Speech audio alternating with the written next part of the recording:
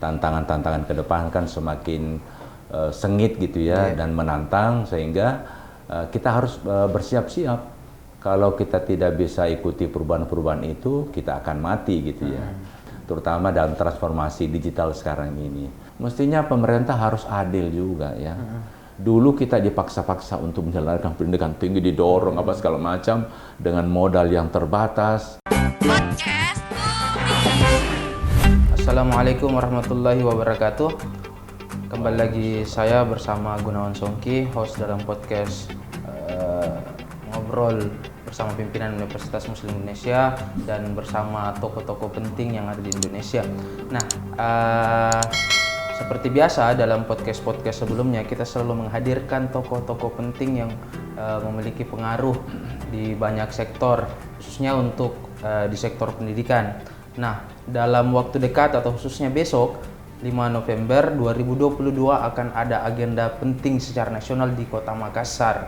Agenda itu adalah pengukuhan pengurus pusat Aliansi Penyelenggara Perguruan Tinggi. Nah, menariknya hari ini kita telah menghadirkan langsung ketua dari APERTI, Aliansi Penyelenggara Perguruan Tinggi, yaitu Bapak Profesor Dr. Haji Mansur Ramli, SE, MSI. Kebetulan beliau telah bersama kita, saya langsung saja sapa. Assalamualaikum, Prof. Waalaikumsalam warahmatullahi wabarakatuh. Bagaimana kabarnya nih, Prof? Alhamdulillah, sehat walafiat ya. Insyaallah semangat berjuang untuk kepentingan pendidikan nasional kita. Betul sekali. Sekedar informasi untuk penonton channel YouTube UMI Makassar, saya jujur salah satu tokoh yang saya kagumi untuk dari tokoh pendidikan adalah beliau, Prof. Mansur Ramli. Saya banyak membaca latar belakang beliau. Kutipan-kutipan beliau juga sering saya pakai kalau di beberapa diskusi, Prof. izin. Nah, Prof. Mansur Ramli adalah Ketua Umum Pusat APERTI. Nah, untuk agenda besok ini, Prof, ngomong-ngomong, apa sih rangkaian agendanya untuk besok ini selain pengukuhan ini, Prof? Ya, makasih. Iya, Prof. Alhamdulillahalamin, wassalatu wassalamu ala asyrofil mursalin wa ala alihi washabihi ajmain, amma ba'd. Makasih ya Nanda Gunawan dan semuanya dan para pemirsa. Insyaallah besok ini sebenarnya intinya adalah pengukuhan pengurus pusat APERTI 2022-2006, karena saya sendiri sebenarnya terpilih secara aklamasi di Bali ya sebagai ketua umum ya, tapi dilengkapi pengurusnya baru sempat untuk kita lakukan besok. Nah, tapi selain itu juga ada semacam suatu seminar ya. Untuk fokusnya pada bagaimana sih menyelenggarakan perguruan tinggi yang baik ya para yayasan, sebab tantangan-tantangan ke depan kan semakin sengit gitu ya, dan menantang, sehingga kita harus bersiap-siap. Kalau kita tidak bisa ikuti perubahan-perubahan itu, kita akan mati gitu ya. Padahal kita ingin survive terus, bahkan unggul pada masa akan datang. Bahkan sebagai yayasan penyelenggara mestinya kita sekarang bertekad untuk menyelenggarakan perguruan tinggi bermutu yang bisa bersanding dengan mutu perguruan tinggi yang ada di negara-negara maju.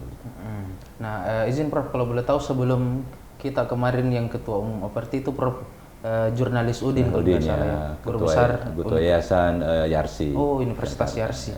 Nah, rencananya juga besok itu ada kabarnya kalau akan ada penandatanganan antara perguruan tinggi juga. Itu akan ada di rangkaian agenda ya, Prof. Nah, salah satu yang paling menarik pertanyaannya itu, Prof, ada isu tertentu yang akan didorong di momentum besok ini untuk mendorong kemajuan khususnya untuk universitas swasta gitu, Prof. Jadi memang isu utama kita itu adalah bagaimana memotivasi, mendorong semangat para penyelenggara yayasan untuk bisa survive ke depannya. Kita tidak mati ya dengan perubahan-perubahan yang terjadi, tantangan yang terjadi, terutama dalam transformasi digital sekarang ini. Nah, karena itu ada beberapa hal yang kita ingin fokus nanti diskusikan, bahkan ini menjadi mungkin program APERTI ke depan. Yang pertama adalah penguatan yayasan penyelenggara perguruan tinggi. Nah, bagaimana caranya kita memperkuat ini, selain secara internal masing-masing yayasan perguruan tinggi memperkuat dirinya, tapi kita juga ada semacam suatu kerjasama antar yayasan. Antar yayasan di Indonesia mungkin kalau ini terbentuk ke depan, mungkin juga bisa bersinergi dengan foundation-foundation yang ada di luar negeri gitu ya. Yang kemudian itu nanti bisa memperkuat penyelenggaraan kita, terutama dalam mencari solusi pendanaan pendidikan yang tidak semata-mata bersumber dari uang kuliah mahasiswa gitu ya. Nah, ini kita harapkan seperti ini bergulir nanti ke depan, ada sinergitas, ada kerjasama, bahkan mungkin ada juga kita jadikan lesson learn ya, best practices dari yayasan-yayasan sudah berhasil untuk mengembangkan berbagai kegiatan-kegiatan atau usaha-usaha lain selain daripada usaha pendidikan. Misalnya mengembangkan usaha komersial ya, yang bisa memperoleh dana uang untuk membiayai pendidikan, sehingga badan usaha usaha macam-macam usaha yang bisa dikembangkan dengan menggunakan sumber daya yang ada di perguruan tinggi itu ya. Nah, sebenarnya sudah ada beberapa yayasan-yayasan yang sudah berhasil itu, dan ini kita jadikan semacam memberikan lesson learn ya, pembelajaran bagi yayasan yang lain, sehingga yang lain juga sudah bisa mengembangkan usaha sesuai dengan potensi di yayasan masing-masing gitu ya. Saya kira sudah ada beberapa yang bisa kita jadikan best practices ya. Jadi kita harapkan memang fokus pada yayasan penyelenggara, walaupun kerjasamanya besok ini banyak unsur perguruan tinggi, karena tidak bisa dilepaskan bahwa aktivitas yayasan terutama itu adalah penyelenggaraan pendidikan ya, oleh pimpinan perguruan tinggi. Jadi besok itu lebih banyak pada kerjasama antar perguruan tinggi. Nah, tapi ini bisa menjadi nanti semacam satu membridging nanti untuk terbentuknya kerjasama antar yayasan ya. Bahkan mungkin ke depan kita bisa berpikir itu yayasan-yayasan penyelenggara perguruan tinggi kita kan terbatas, kapasitasnya terbatas, sumber dayanya terbatas ya. Nah, kalau bisa bergabung, misalnya 2, 3, 4, 5 yayasan-yayasan bergabung, masing-masing kekuatannya disatukan, mungkin bisa mengembangkan usaha-usaha unggulan yang mungkin itu bisa survive gitu, bisa menghasilkan inflow money ke masing-masing yayasan penyelenggara perguruan tinggi itu, sehingga nanti kita berharap ya bahwa penyelenggaraan perguruan tinggi itu pendanaannya tidak semata-mata bersumber dari uang kuliah mahasiswa, tapi juga bersumber dari usaha-usaha yang dikembangkan oleh yayasan-yayasan. Nah, inilah maksud kita seperti itu. Tapi juga ini kan dulu enggak apa-apa sedikit panjang-panjang saya jelaskan ya. Dulu di era 80-an sampai awal 90-an itu kan pemerintah itu pendidikan tinggi, Ditjen Pendidikan Tinggi itu mendorong sekali terbentuknya yayasan untuk menjalankan pendidikan tinggi. Ya, sehingga dengan modal semangat, modal motivasi, para kelompok-kelompok orang mendirikan yayasan menyelenggarakan perguruan tinggi. Tujuannya sebenarnya harapan pemerintah waktu itu supaya APK bisa cepat tercapai, ya, APK pendidikan tinggi ya, bisa angka partisipasi. Ya, kasar ya bisa tercapai gitu ya, begitu. Nah, makanya sekarang saya berpikir begini, mestinya pemerintah harus adil juga ya. Dulu kita dipaksa-paksa untuk menjalankan pendidikan tinggi, didorong apa segala macam dengan modal yang terbatas, apa adanya, bahkan ada pengurus yayasan itu rumahnya dijadikan kampus, apa segala macam, aset pribadinya dijadikan aset yayasan dan segala macam.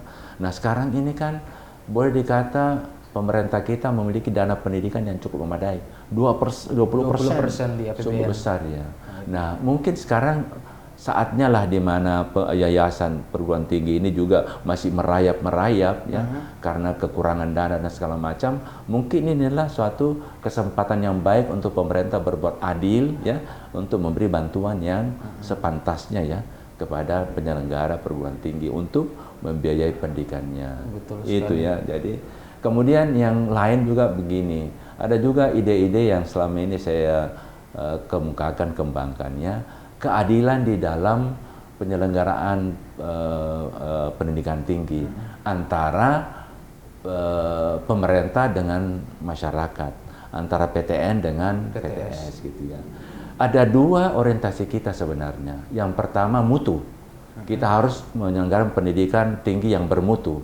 Tapi juga kita harus bisa meraih APK yang cukup. Kita ini masih rendah sekali dibanding dengan Singapura, Thailand, Malaysia, segala macamnya. Kita masih perlu mendorong APK ini. Sehingga mungkin antara PTN PTS ini diberikan tanggung jawab yang berbeda. Sama tapi ada perbedaan. Semacam apa itu, Pak? Semacam begini nih. Jadi PTN itu kalau bisa orientasi pada mutu. Jangan terlalu APK ini berikan tanggung jawab pada swasta. Memperbanyak daya tampungnya ya. Karena swasta kan semakin banyak mahasiswanya kan semakin banyak uang diperoleh untuk membiayai itu kan. Jadi perluas daya tampungnya untuk memenuhi APK. Tapi perguruan tinggi kurangi mahasiswanya supaya orientasi mutu. Mungkin fokus kepada pendidikan doktor, master, S1 jangan terlalu banyak. Ya, berikan kepada swasta sehingga nanti bertemu ini ada apa ya? Bertemu antara mutu yang difokuskan oleh perguruan tinggi negeri dan APK oleh swasta. Udah secara nasional kita bisa meraih mutu yang baik, APK yang baik. Ini mungkin bisa saya pandang sebagai kebijakan yang adil, sehingga diberi kesempatan untuk maju perguruan tinggi negeri kepada mutu, orientasi mutu, dan didorong kepada perguruan tinggi swasta untuk memperluas APK kita. Saya kira kalau itu tidak ada persaingan antara PTN PTS gitu ya. Betul. Kita jalan bersama gitu ya. Jadi dan saling membagi tugas. Untuk kepentingan pendidikan nasional kita itu. Kira-kira gitu yang saya pikirkan ya. Mungkin nanti bisa kita diskusikan nanti besok di APRT ini ya. Untuk usul kita ke pemerintah. Jadi paling tidak ke pemerintah, kalau tadi yang pertama fokusnya bagaimana kita perkuat yayasan penyelenggara, bekerja sama, sinergitas. Sudah ada yang berhasil kita contohi ya. Bagaimana mengembangkan usaha-usaha, tapi kita usul juga nanti kepada pemerintah. Bagaimana saatnya dengan dana pendidikan 20% ini juga diteteskan kepada PTS.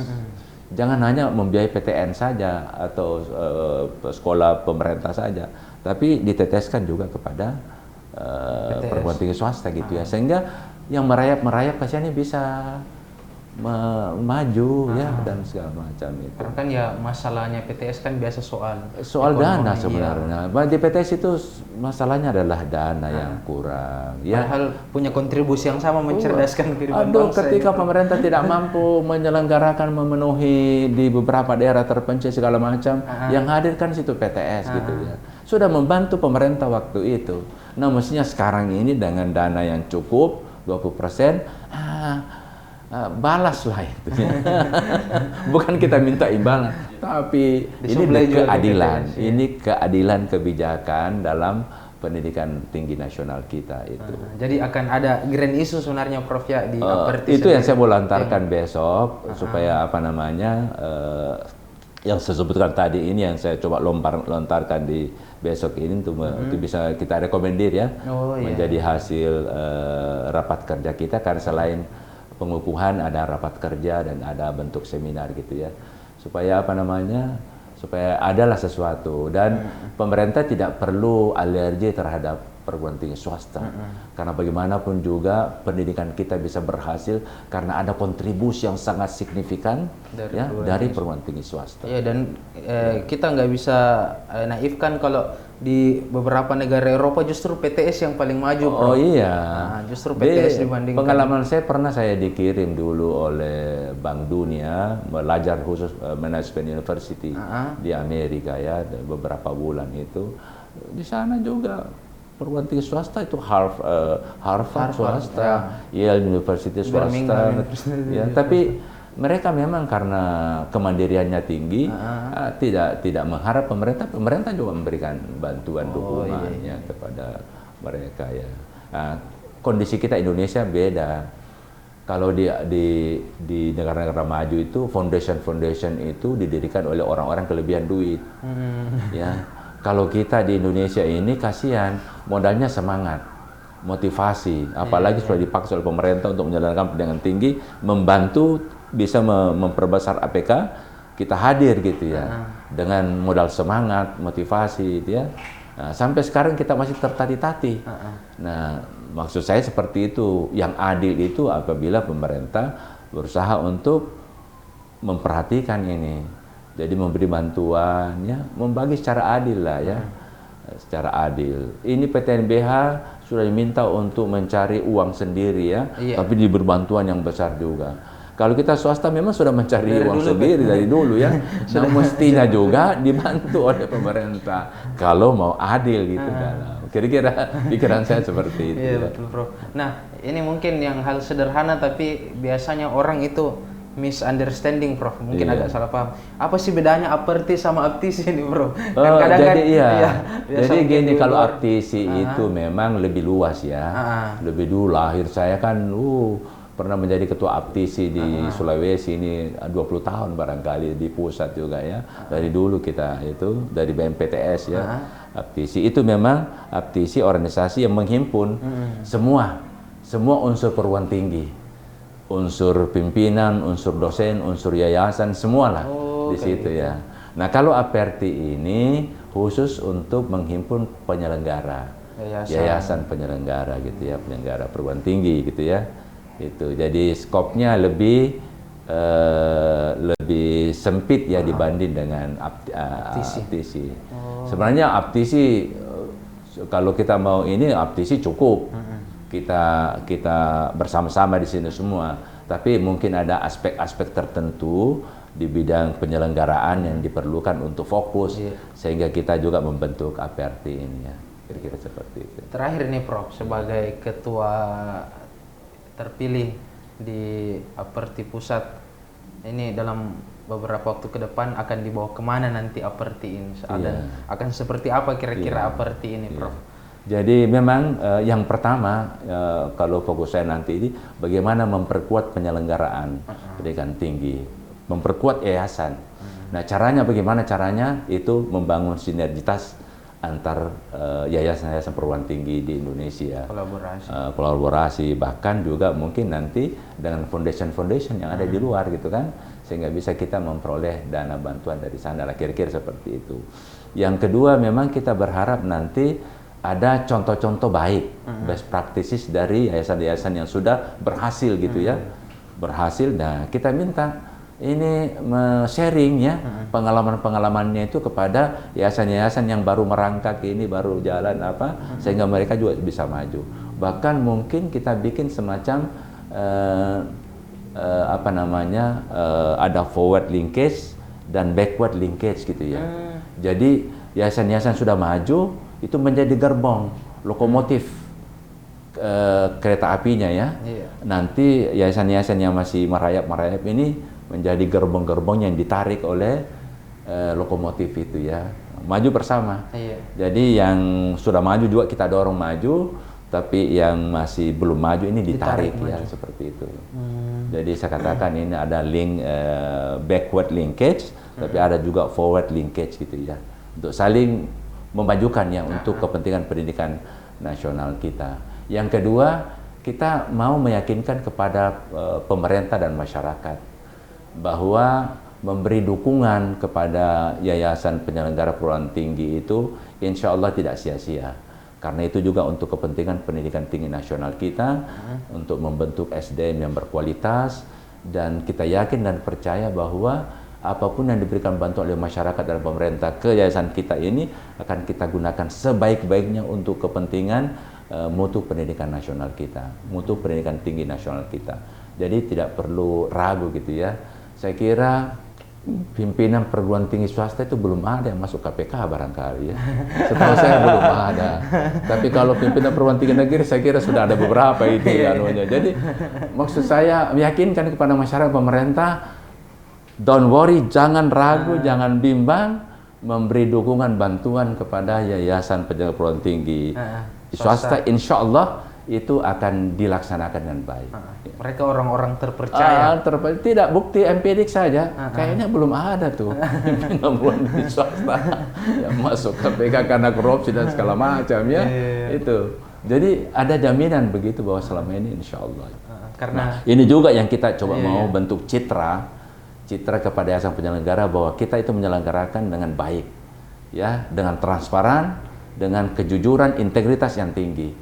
Ya, dan kita juga mau maju demi untuk kepentingan pendidikan tinggi nasional kita. Kira-kira gitu. Betul sekali, Prof. Ini kalau mau lanjutin kayaknya panjang sekali nih. Iya, iya. Insya Allah nanti di acara pelantikan dan pengukuhannya yang akan semakin panjang pembicaraan soal aparti ini dan beberapa isu-isu strategis yang Jadi yang terakhir Iya, saya Prof. jelaskan begini. Memang strategi Aperti kita dengan Aptisi menjadi satu kesatuan. Jadi kita bergerak selalu bersama-sama.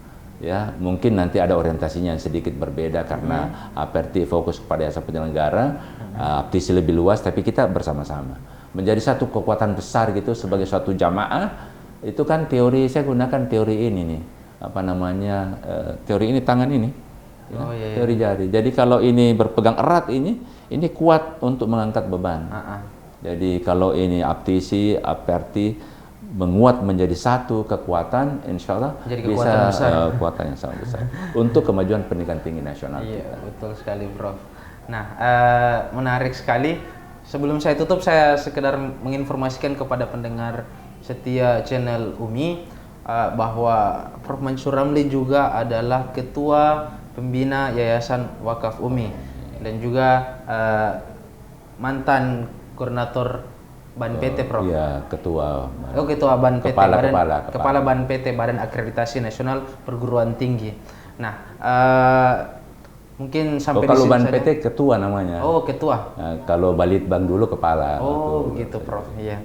Nah, mungkin sekian sampai di sini Iya, obrolan baik, kita. iya. Semoga bermanfaat untuk kita semua, khususnya untuk pendengar dan penonton setia channel YouTube UMI Makassar. Saya selaku host Gunawan Songki, saya tutup dengan ucapan wallahu waliyut taufiq wal hidayah. Wassalamualaikum warahmatullahi wabarakatuh. Waalaikumsalam warahmatullahi wabarakatuh. Sukses semua insya Allah.